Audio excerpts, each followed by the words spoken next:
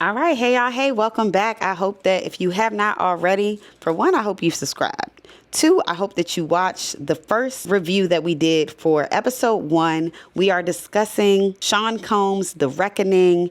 It is the #1 documentary on Netflix right now, detailing the life and journey of none other than Sean Puff Daddy Diddy Love, for whatever reason, Combs, and what ultimately led to his arrest and conviction, where he was sentenced to 50 months.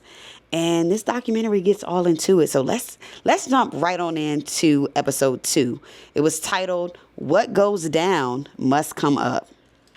So like I said, at the end of episode 1, we kind of tiptoed into the saga of Biggie and Tupac. So episode 2 dives directly into all of that. I mean, cannonballs into the East Coast, West Coast, all the things. So we discussed the tension of Tupac and Puffy at that time. So Puff really, really, truly wanted to work with Tupac, and Tupac just wasn't really with it. I think that energetically he could just feel that they were not a match. Tupac definitely wanted to work with Biggie. Tupac and Biggie had a relationship, and I know. So many people were like, "Oh, we knew that. Y'all ain't know all this." Well, listen, baby, some of us was born. And we was born in the 90s. We won't out here kicking and surviving. We didn't know the things. But for those of us that did not know, Tupac and Biggie were friends. There is an infamous clip of them sitting at the table, partaking in a little bit of gardening. And they're just freestyling, they're vibing. They were boys. Pac used to take Biggie out on tour with him so that Tupac could open for him. So, of course, Puff being like the just energy, he's like a siphon of energy. It's like he sees someone thriving, building, blossoming. He's like, oh, I need that power. I need that. So he was trying to cling to Tupac, and Tupac was like, nah, bro, I'm good. So we get to November 30th, 1994. He's in New York, and Pac goes to meet the Bad Boy team, and he was supposed to go to a studio in New York to record a song. Lil Cease is there, and he knows that Biggie and Pac is cool. So he's like, oh, Pac here. Cease like, hold up, let me go. Big like, okay, yeah, go get him. That's my man's. Cease said while he's going in the elevator to go downstairs to get him, 2 men pull out with the pew-pews and like, nah. So he like, oh, he go back into the elevator like this. And from that incident, Tupac is wounded. He has, pew-pew wounds from that. And it's sketchy because the entire thing was framed as a robbery, but there is an actual audio clip of Tupac saying, how is it a robbery and they didn't take my like $80,000 Rolex? And it was like, no, it just the entire way that it was orchestrated. Tupac, and I think, in hindsight, he had every right to feel like it was a targeted hit. It was a setup, because that's definitely what it looked like.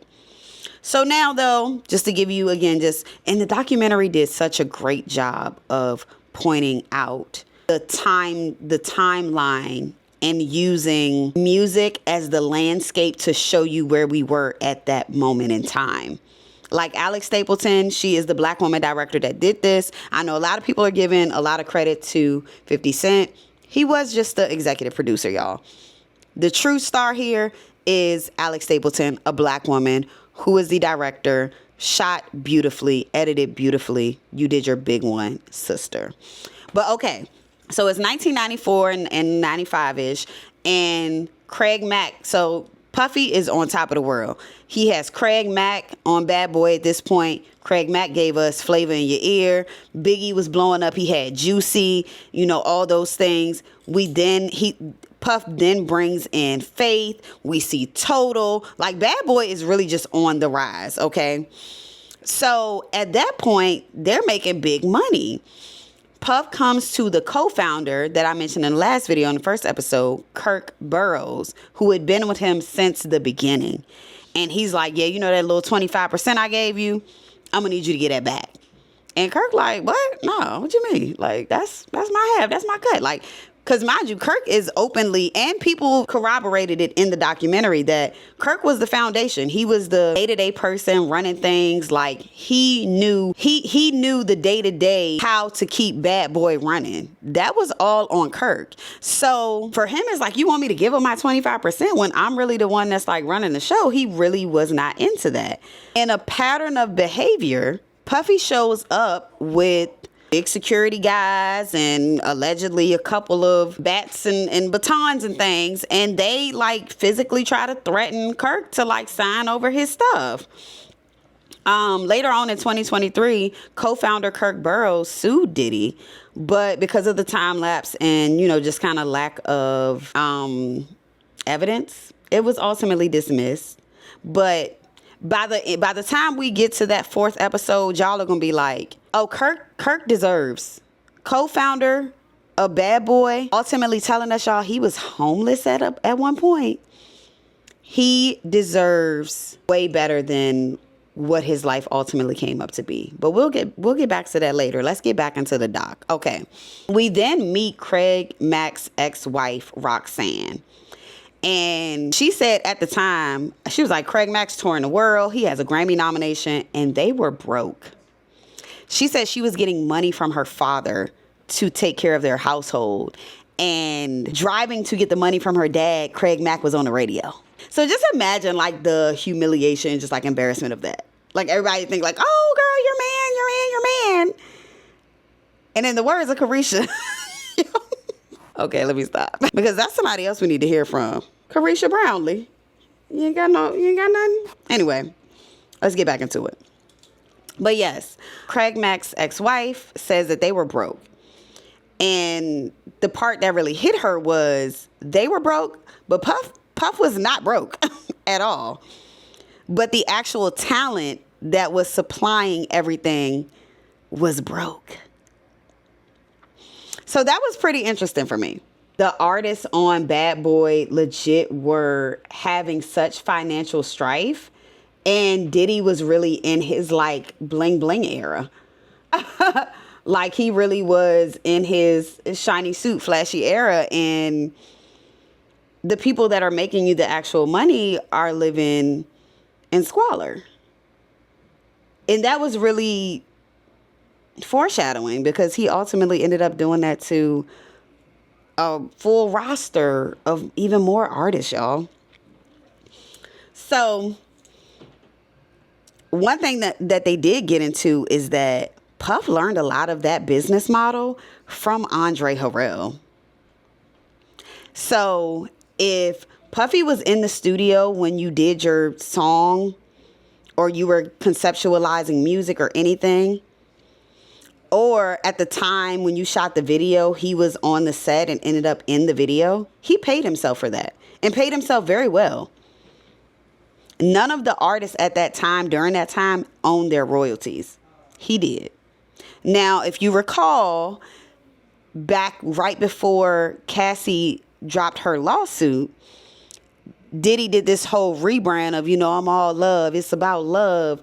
And he did this whole campaign of like, oh, I'm giving back, I'm giving everybody back their royalties. Interesting timing, but yeah. But up until that time, y'all, nobody had their royalties. Diddy was getting all of that money. And like I said, if he every time we saw him dancing up in the videos, like Suge said, they said he was paying himself handsomely to be doing that. And when I tell y'all, it was hilarious to me, because I'll be sure, like I said, he's never going to miss a moment to put his foot on Diddy's neck. He said openly, verbatim, he said he has zero musical talent. But Diddy always wanted to be an artist. He always wanted to be an artist. Even back to when he was a teenager dancing in other videos, he always wanted to be the one that was on the mic and not the one in the background. They confirmed that verbatim. Like so many people confirmed that verbatim. We then get into none other than the infamous Suge Knight, baby. And we all know from that clip from the Source Awards, Suge had no desire to be in the spotlight like Puff. He was not into that. Suge was very much gangsta hood man. And he won't trying to really get into that. He was not here for the fame. He was there for the fortune. Suge was about money, okay? One thing I did not know, and please, again, drop down in the comments or if these are things that you were aware of. Suge Knight at one point was the head of Al B. Sure's security team. I had no idea that. So y'all got to understand, the hate between Puff and Al B. Sure is palatable, baby. That thing is thick and it's deep and it's real. Like beyond Kim Porter, beyond all the other things, beyond, it's a lot of webs tangled in that spider web, okay? But, so we see at the time Suge is building Death Row. And y'all, I gotta be honest. Looking at the footage and the roster of everyone they showed during that time who were pivotal, prominent artists in hip hop, everyone but Snoop and Ice Cube were the only two that didn't have like assault and abuse, grape allegations. And it really started to dawn on me just how many of our like legends and greats and people who really shaped hip hop all have, in the words of Kendrick Lamar, got a weird case. Why is he around? It's almost like they treated it like a rite of passage, which is so disturbing, so cult-like. But it also speaks to just how misogyny and abuse of women is legit in the bricks of the foundation that built Black hip hop culture. Yeah. And even as I'm saying this, I'm like, did Snoop and Ice Cube have anything? Like, I can't even say it with confidence that they don't have things that we don't know or hasn't come out yet. Like, it's really sad. But I'll just say, I know at that time, Snoop and Ice Cube both were with their current wives at that time. So I would like to attribute, in a positive sense, I would like to attribute them not getting caught up in the mess to them having strong Black women in their lives. I'm going to just...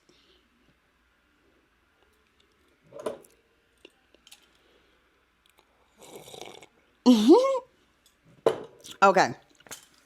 So, back into the doc. We then get into the Source Awards.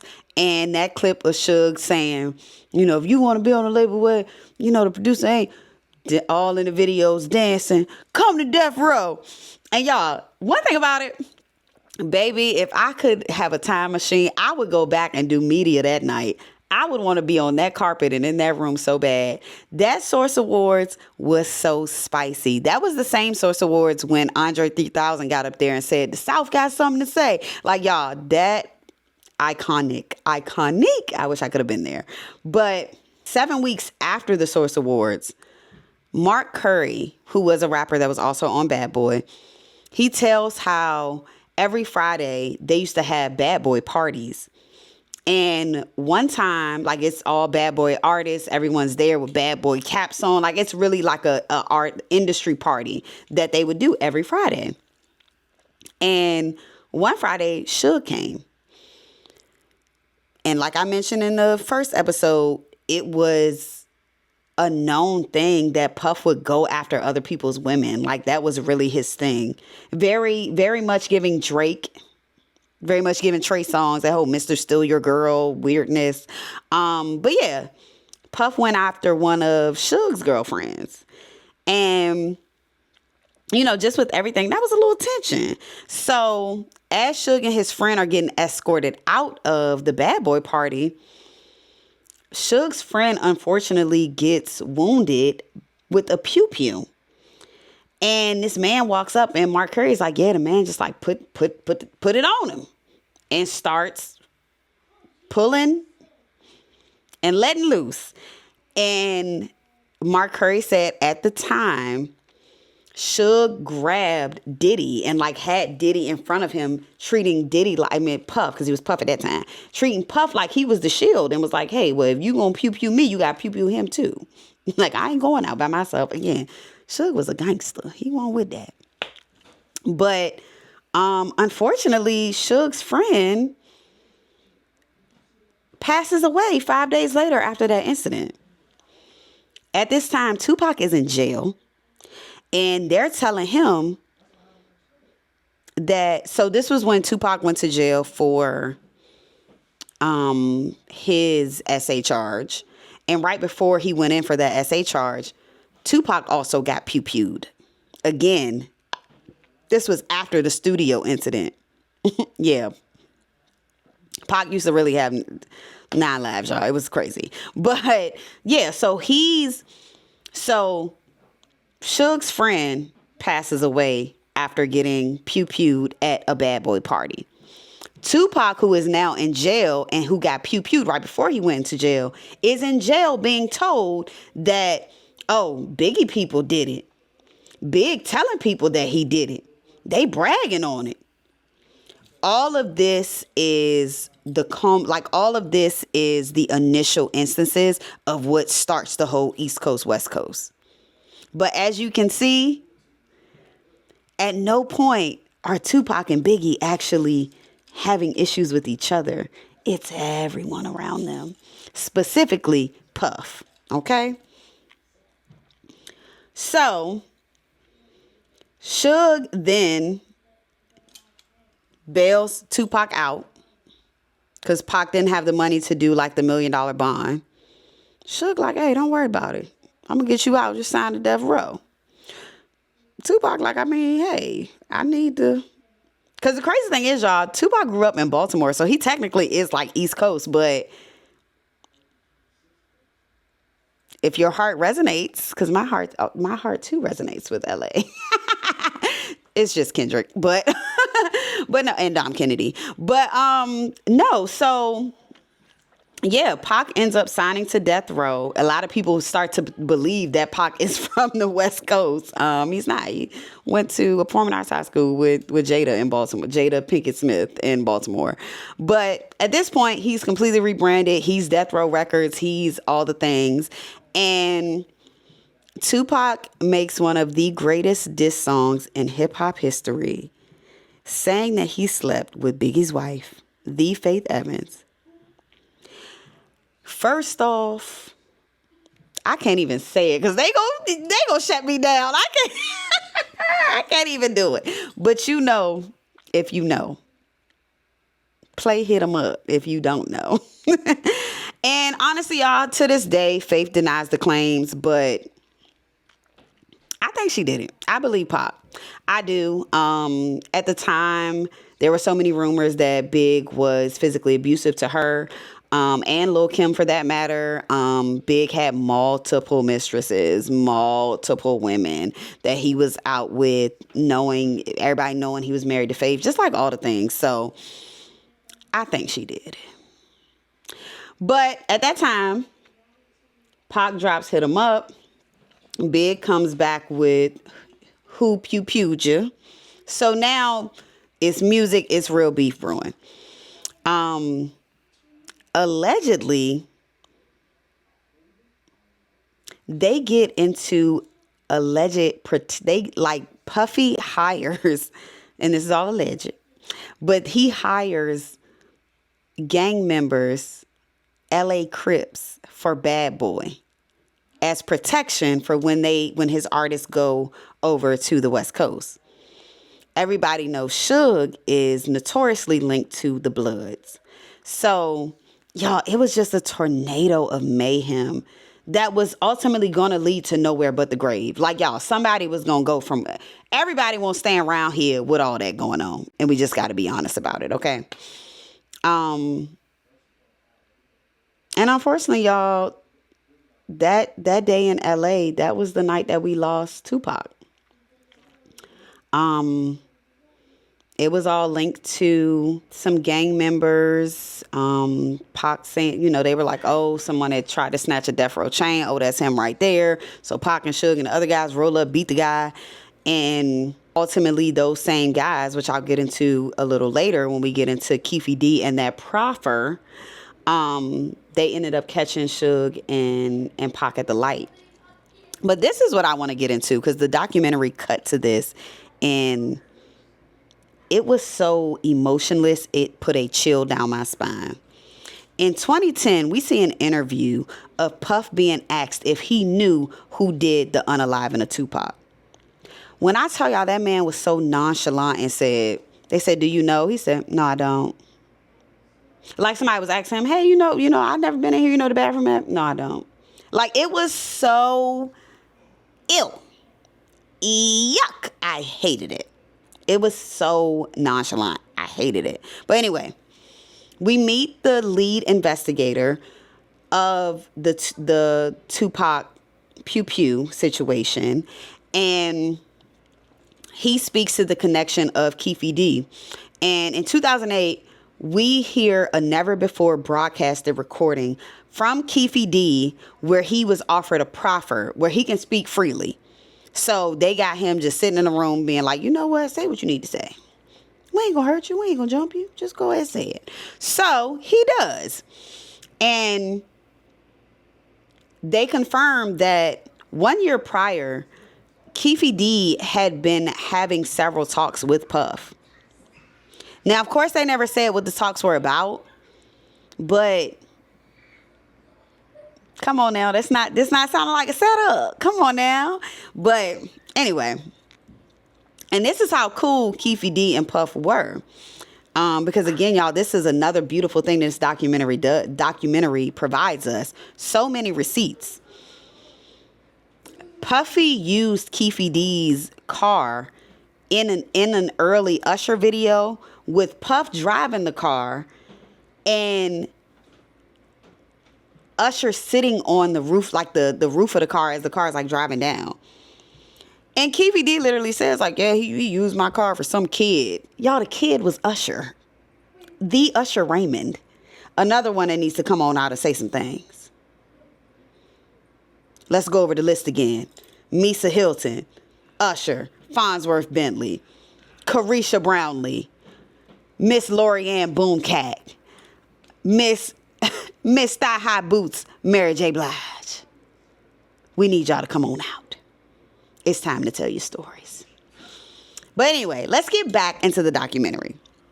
So Keefe D says in this recorded interview with the investigator that Puff said in front of a room of like 40 gang members, I'd pay anything for their heads.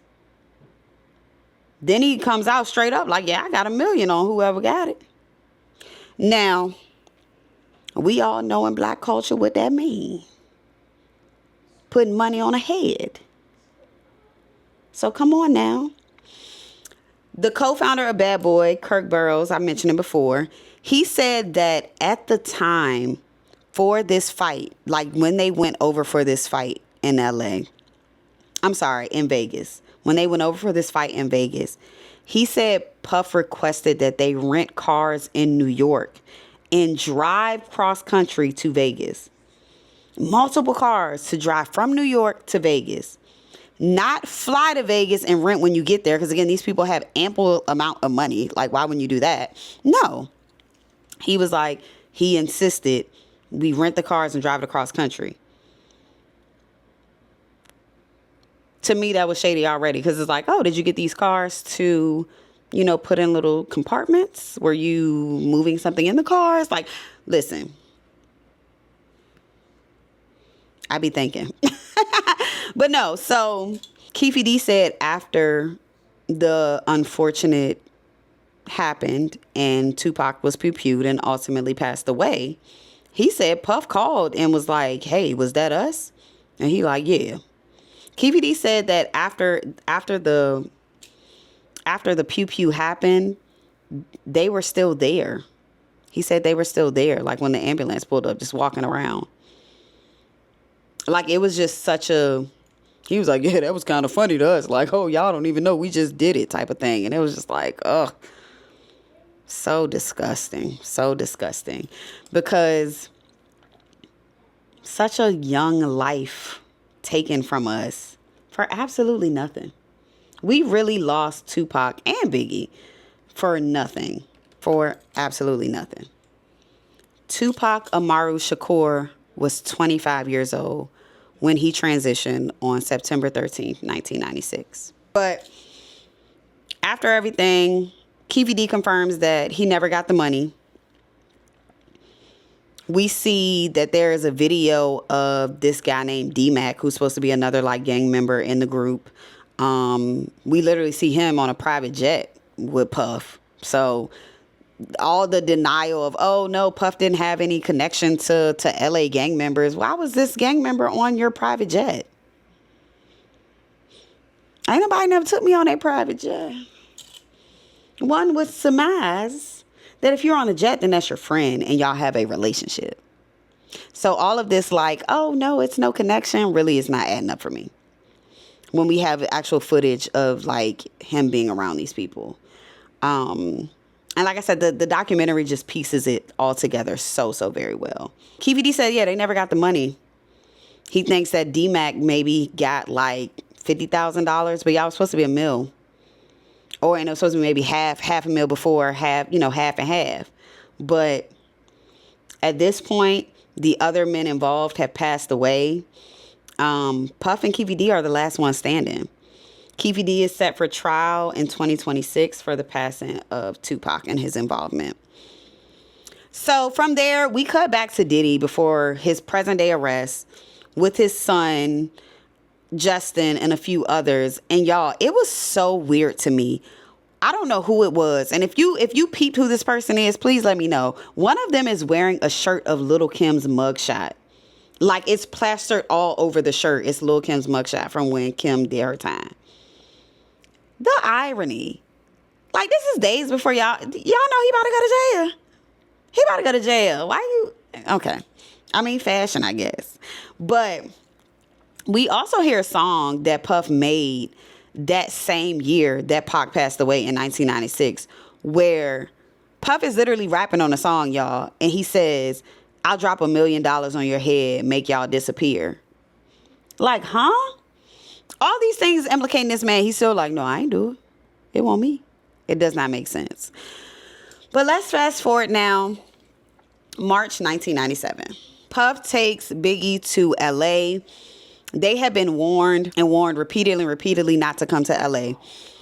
Tupac had just passed in September of 96. It is now March 97. And y'all already trying to jump back in over there. And everybody like, nah, y'all don't need to come around here. Puff insisted. They go and promote Biggie's album. It was award season, so he really wanted him to go and promote his album. And then Big performed at the Soul Train Awards. And y'all, it was to such an angry crowd. They're booing him. And it really just showed me like such a sweet, soft side to Biggie that I don't think people talk about enough. That man was being booed and he was still so like, I appreciate y'all having me. Like, thank you so much. Like, it was just such a graciousness to it that I'm like, oh. But, yeah, they booed him, y'all.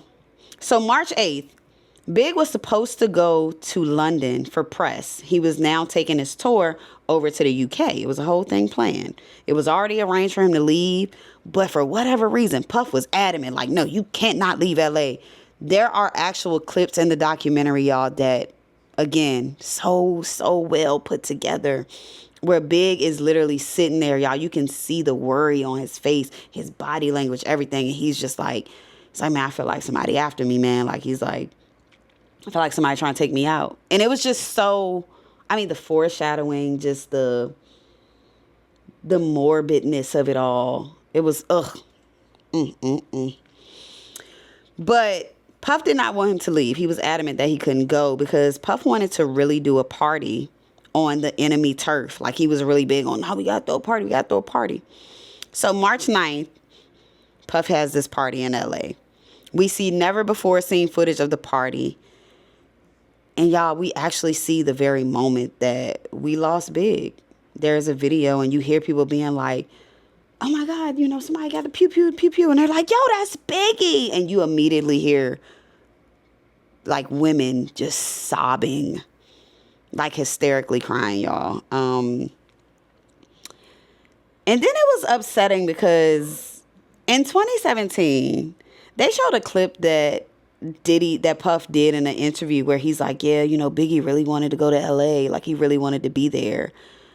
And several people in the documentary confirmed, like, no, he did not want to go there. Like he didn't want to be there. He wanted to leave. He wanted to go to London. It was all set up. Like, and it's just so many times where it's like, you can tell like Diddy is really creating this narrative.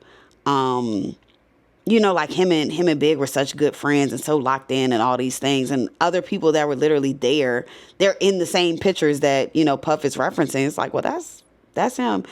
They're now in the documentary being like, yeah, no, that's not what happened.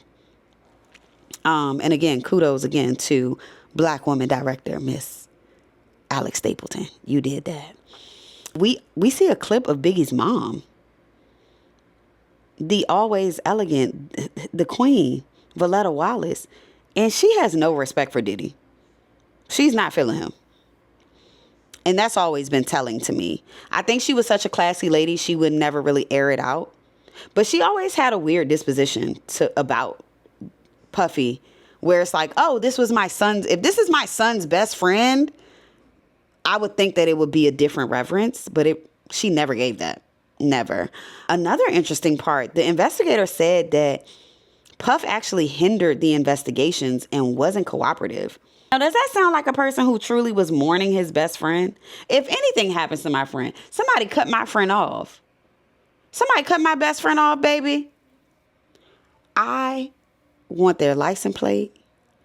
I'ma tell the officer everything. They had on a black coat. It looked like blonde hair. You know what I'm saying? Like, I'm going to fully cooperate. Y'all want me to come down there? You want me to record a video and send it? I'm going to cooperate for my best friend. Why wouldn't you cooperate with the investigator? And I know people say, well, you don't snitch. You don't snitch. You can't snitch when you're a civilian. And remember, Puff was an entrepreneur, right? He's not this big. So it's literally like, which one is it? Is it Uchi Wally or is it One Mike? Like, are you this hood gangster guy or are you this super successful mogul? Because a mogul can't snitch. Especially when it comes to your best friend. Especially when it comes to losing someone as pivotal to the Black culture as Notorious B.I.G. They would still be getting me up off the person that took my best friend from me. So that's why it's like Diddy's disposition on that whole situation was always weird to me. And I think that's why his mom, Biggie's mom, ain't never fooled with him. But let's really get into the tea and the mess of it all, y'all, because Kirk Burrows blew the top off of this one. When I tell you my mouth was on the floor, I could do nothing but gasp. We lost the Notorious B.I.G., Christopher Wallace, Biggie Smalls, on March 9th, 1997. He was only 24 years old. So now we get into the funeral. And we see clips of Biggie's funeral. And we see that iconic scene of Lil' Kim with Mary J. Blige holding her. And Lil' Kim is so distraught that her whole neck is cocked back. And she's just, mind you, Biggie's married. Like Biggie's, and it's not to Kimberly Denise. She did all that carrying on for a man that want her man. We love Kim, but that is always so funny to me because, baby, you could tell her that she want Mrs. Wallace, honey. She was upset about that thing, but yeah, it was like Puff, like, yeah, we want to give Big the biggest funeral New York has ever seen. We going to go all out. We going to have this, and all these, very expensive, extravagant things. But the bad boy co-founder, Kirk Burrows, gave us the tea. He's like, yeah, he said all of that until he saw how much it cost. And then he was like, oh, yeah, I'm not paying for that. So Puffy had the he's like, yeah, no, we're not paying for that. So Puffy went through manipulating the paperwork so that money was taken from Biggie's estate to pay for his own funeral. Quite literally, y'all, taking money from that man's children and his family to pay for this extravagant funeral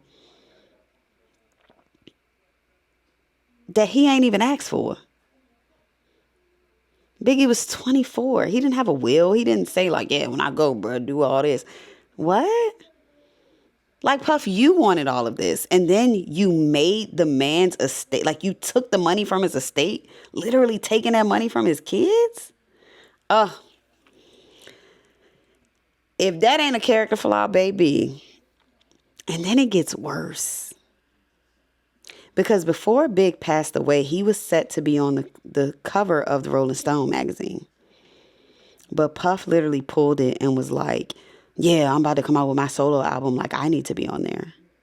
What? Again, so many interviews, Puff, like, this is my best friend, it's B.I.G. Day. All that performative mess. And behind the scenes, just terrible. At the time of his passing, it has been widely known, and it was confirmed by co-founder Kirk Burrows, co-founder of Bad Boy Kirk Burrows, that at the time Biggie was negotiating his Bad Boy contract. And at the time that he passed, the negotiations weren't finalized. Kirk said that Puffy requested that he remove Biggie's new terms and basically forge the document, do some shady stuff, and so that it favored Bad Boy as opposed to what Biggie ultimately wanted. And the sad part about it is, if Biggie was granted what he wanted, it would have benefited his actual legacy, his kids, his family. Puffy was like, yeah, we ain't doing that. Wanted the co-founder to alter the documents. The co-founder was like, yeah, nah, I ain't cool with that. That man said in less than 90 days he was fired from Bad Boy, the very label that he had maintained and poured his life and soul into and actually helped co-found. But then we see clips of Puffy during that Missing You performance. Remember after Biggie died and he did that performance where he was in the all white. And y'all, even as a child, I was like, why is this man so joyful if his best friend just passed away? Like, Diddy was shucking and jiving on that stage. Yeah. Because this was what was weird for me, y'all. Let me get into the juxtaposition of it. I remember watching Diddy do that performance, Missing You, when Sting was up there singing with him. Quick side note, because I'm a journalist. I know for a fact, Diddy still has to pay Sting royalties for Missing You because he never got approved to sample that. And Sting was like, oh, okay, no, it's cool. It's a good song, but you're going to pay me. And the crazy thing is, y'all, Sting was cool with Tupac. Tupac and Madonna were very cool. Madonna, Sting, and Tupac literally have a picture together where they were all kicking it. Again, the level of hate that is in Sean Combs. Oh, you cool with him? Oh, let me be cool with him too. To me, I don't know. That speculation on my behalf, but still, ew. But yeah, I remember seeing the choir up there, Diddy in his all white, the white man Sting is up there singing. And I'm like, yo, Diddy is really literally bopping around. And I'm like, why is he doing all this when the man is dead? Because I'm literally looking, y'all, my cousin Rara at the time is crying so much that I used to, y'all, when Biggie passed away, my cousin Rara was so upset that I thought it was a family member. Y'all, she was distraught. And to this day, she still loves Biggie down. And we from Virginia. We from a small town in Virginia called Charles City County. She loved Biggie. You would have thought the girls from Brooklyn too. Still do. So seeing her level of emotion and then seeing Diddy up there bouncing around, it never made sense to me. I remember that. So yes, y'all, that concludes episode 2 of The Reckoning. What goes down must come up. And I think that they did an excellent job of painting and really outlining the thread of Diddy's constant involvement in destruction. That was the best thing that episode 2 provided. It really just showed how he is always tethered to destruction and mayhem. And at the end, it's always for his own personal gain, regardless of how it affects others in any capacity. He does not care.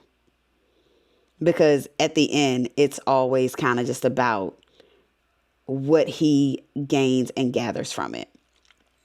And lastly, because this episode talked about Craig Mack, I started to like look him up, and I'm like, you know, what was Craig Mack up to outside of Flavor in Your Ear? I remember hearing about him passing, but I'm like, you know what? What really happened with him? And are y'all ready for this? In my deep dive, it is alleged that Craig Mack joined this secluded Christian commune called the Overcomer Ministry in 2012. And he resided there until he passed in 2018. But what's weird, y'all, the group's leader, Brother Stair, was later charged with like multiple things. Like he's a minister and evangelist, and a pastor, whatever, but he was convicted of SA. And yeah, they're literally looked at as a cult. Have y'all ever heard of the Overcomer Ministry? Yeah, that's how Craig Mack spent his days. He was doing Christian rap. He did a remix of his song When God Comes. He had no plan to return to mainstream rap.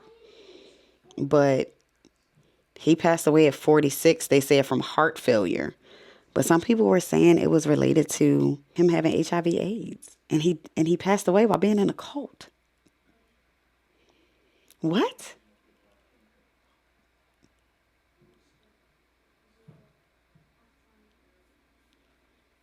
What? Well, listen, y'all. Thank you so much for tuning in. I hope that you are enjoying this documentary as much as I am. It's been so much that I've learned. If you enjoyed it and you're still here with me, please be sure to subscribe, comment. I really want to know y'all thoughts.